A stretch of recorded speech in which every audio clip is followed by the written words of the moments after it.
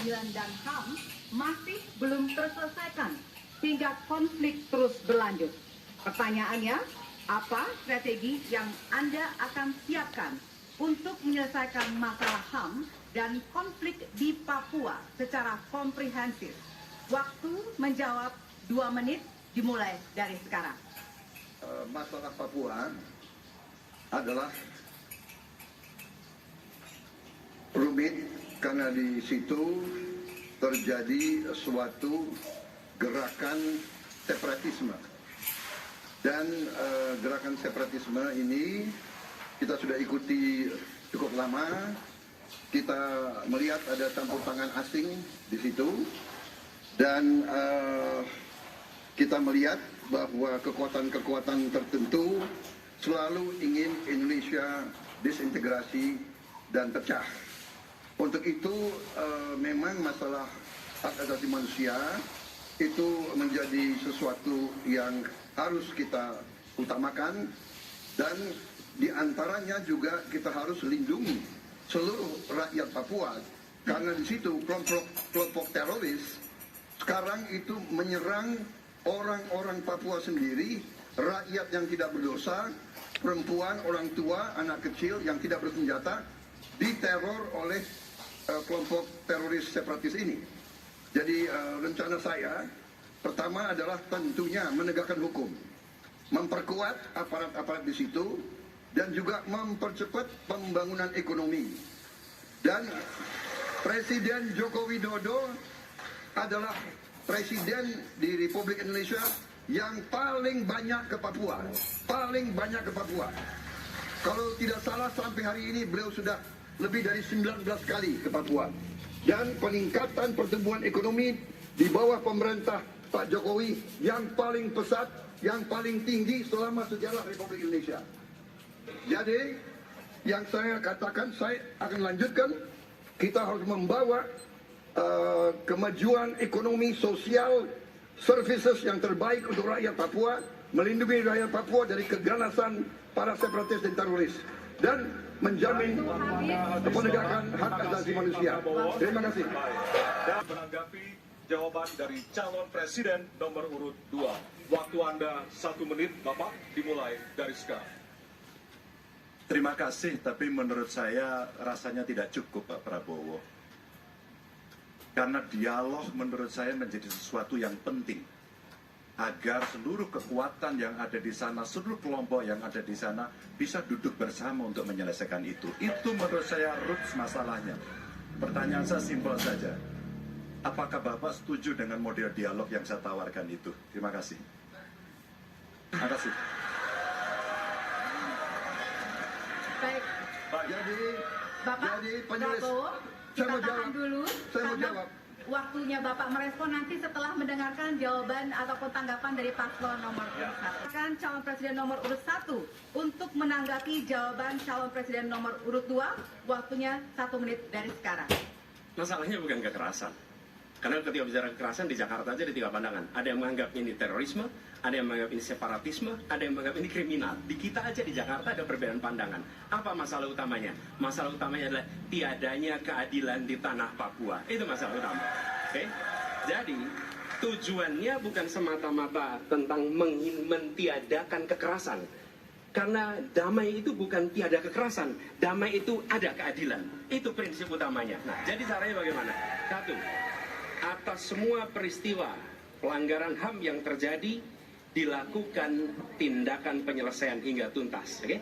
Yang kedua, mencegah terjadinya pengulangan dengan memastikan semua yang bekerja di Papua memahami bahwa yang harus dihadirkan bukan tidak ada kekerasan, tapi keadilan. Yang ketiga, melakukan dialog dengan semua secara partisipatif. Terima kasih. Terima kasih. Terima kasih. Dan selanjutnya kami persilakan kembali kepada calon presiden nomor urut 2 untuk merespon tanggapan dari kedua calon presiden lainnya. Dan waktu Anda 1 menit, Bapak, dimulai dari sekarang. Benar, saya sangat setuju. Kita harus ada pendekatan dialog. Benar, ya. Dan saya juga setuju. Harus. Tunggu dulu, aku mau jawab.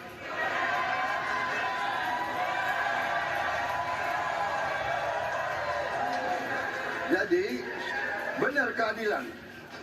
Benar sekali, harus ada keadilan. Tetapi saya mau mengatakan, tidak sesederhana itu, Pak Anies. Ada faktor-faktor lain, Pak Anies. Ada faktor geopolitik, ada faktor ideologi. Inilah yang masalahnya tidak gampang, ya. Tetapi saya pendapat kita harus tegakkan keadilan. Kita harus dialog. Ini masalah bangsa. Ini harus kita, semua kekuatan harus kita rangkul. Baik, waktu habis, Bapak. Waktu habis. Bapak Al-Makin untuk mengambil subtema di fishbowl. Pelayanan. Baik, untuk calon presiden nomor urut 3. Pertanyaannya adalah tema pemerintahan dan peningkatan pelayanan publik. Pertanyaan dari huruf C. Kita lihat bersama, Bapak Ibu sekalian, amplop juga masih disegel. Kita akan buka.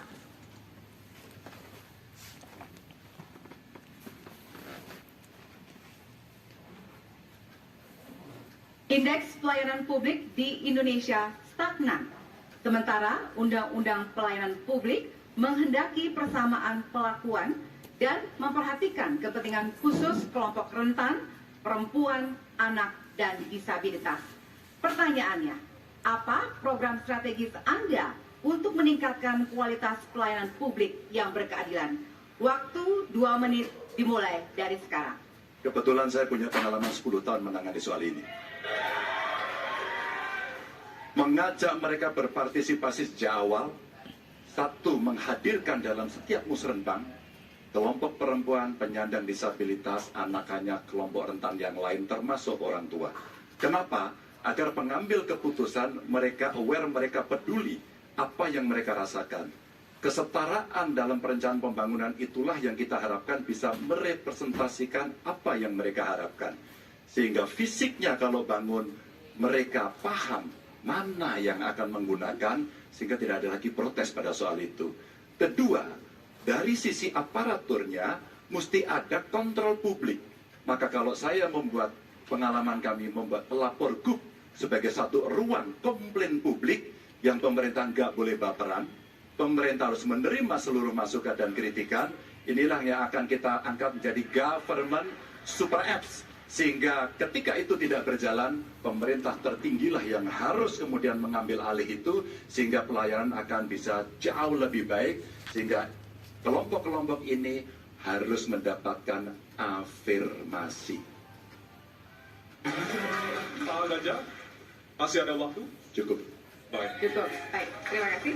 Ya, dan kami persilakan kepada calon presiden nomor urut 1 untuk menanggapi jawaban dari calon presiden nomor urut 3. Waktu Anda 1 menit dimulai dari sekarang. Prioritaskan pada pelayanan mereka yang rentan. 1, penyandang disabilitas. 2, perempuan, utama ibu hamil. 3, anak-anak dan lansia. Itu prioritas. Kemudian pelayanannya. Buatkan pelayanan yang transparan dan terukur. Pelayanan pemerintah itu tidak ada yang baru. Semua yang dilayani pemerintah itu hal yang berulang. Jadi kalau disebut masalah itu pasti pernah terjadi sebelumnya. Pasti berulang. Lalu apa yang dikerjakan? Kami buat ketika dulu di Jakarta namanya Jaki. Jaki adalah sebuah super apps yang membuat setiap pelayanan ada ukurannya. Contoh, bila lapor pohon tumbang, maka kami memberikan arahan kepada jajaran berapa jam harus beres. Ketika dikatakan ada laporan tentang peristiwa X, maka berapa waktunya harus beres. Semua ukuran pelayanan dibuat transparan. Lalu publik yang melapor tahu persis, saya lapor kapan, harus selesai kapan. Dengan begitu standarisasi akan bisa terjadi. Terima kasih.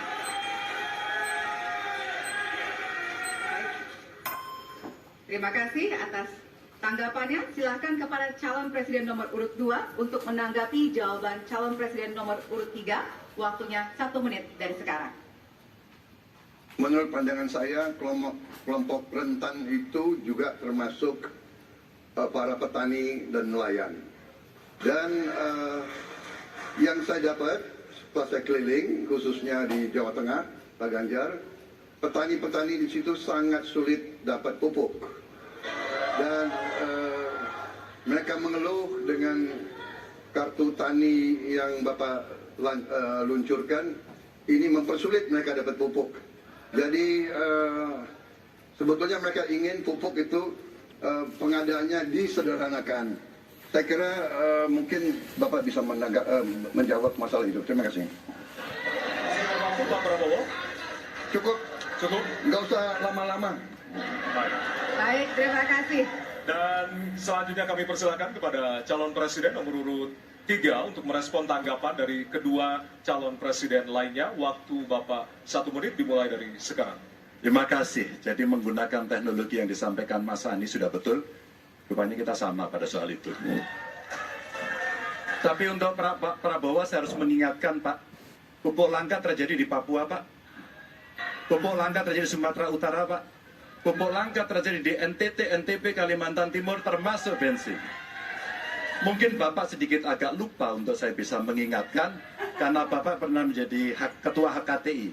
Pak, data petani kita tidak pernah beres. Maka kalau kemudian satu data petani itu bisa kita kelola, maka distribusi pupuknya harus bisa sampai dan tepat sasaran.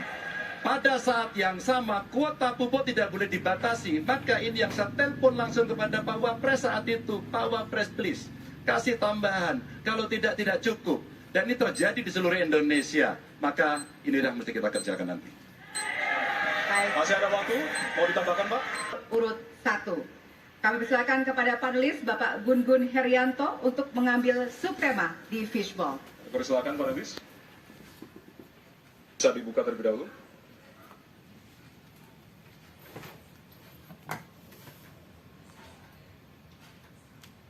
Tema ketiga adalah penanganan disinformasi dan kerukunan warga.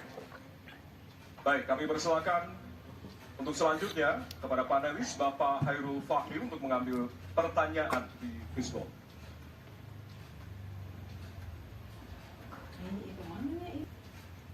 Ada amplop Huruf A. A. Baik. Amplop A untuk penanganan disinformasi dan kerukunan warga. Baik, pertanyaan untuk calon presiden nomor urut 1 adalah tema penanganan disinformasi dan kerukunan warga, huruf A. Kita lihat bersama, masih disegel, kita akan buka bersama.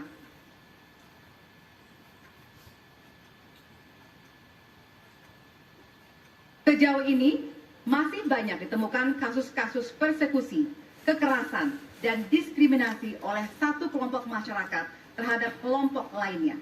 Pertanyaannya, apa kebijakan Anda untuk melindungi warga negara dan memperkuat toleransi dalam masyarakat Indonesia yang majemuk? Waktunya 2 menit dimulai dari sekarang. Setiap pelanggaran hukum tidak boleh dibiarkan tak dihukum. Karena apabila dibiarkan, dia akan menular dan dia akan dianggap sebagai sesuatu yang benar. Karena itu langkah yang pertama adalah setiap kali ada pelanggaran dikerjakan oleh siapapun, kapanpun, dimanapun, maka tegakkan aturan, tegakkan hukum. Nomor 1. Yang kedua, ketika kita berbicara kerukunan, maka kita harus melakukan usaha berkomunikasi dengan semua. Negara tidak boleh memusuhi salah satu unsur yang ada di masyarakat. Nah, boleh. Negara adalah penyelenggara yang harus menjangkau semua. Kami mungkin tidak suka, mungkin tidak setuju dengan pikiran seseorang, tapi negara harus memberikan hak kepada dia untuk berbicara, termasuk untuk mengkritik. Sehingga ada ruang kebebasan kepada rakyat untuk menyampaikan pendapatnya. Jadi, kita harus sadar, negara bukan mengatur pikiran, negara bukan mengatur perasaan, negara mengatur tindakan. Di situ kita atur. Dan bila melanggar, maka itu dilakukan tindakan penegakan hukum. Lalu, ketika sampai kepada usaha untuk menjangkau semua, pasti komunikasi dilakukan. Tapi selalu saja ada peristiwa pelanggaran, ada peristiwa kekerasan, dan seringkali rakyat tak tahu kemana harus melaporkan. Dan ketika mereka berhadapan dengan pihak lain, seringkali mereka membutuhkan bantuan hukum. Karena mereka berhadapan dengan berbagai unsur yang ada di masyarakat. Karena itu kami merencanakan membuat sebuah program yang disebut sebagai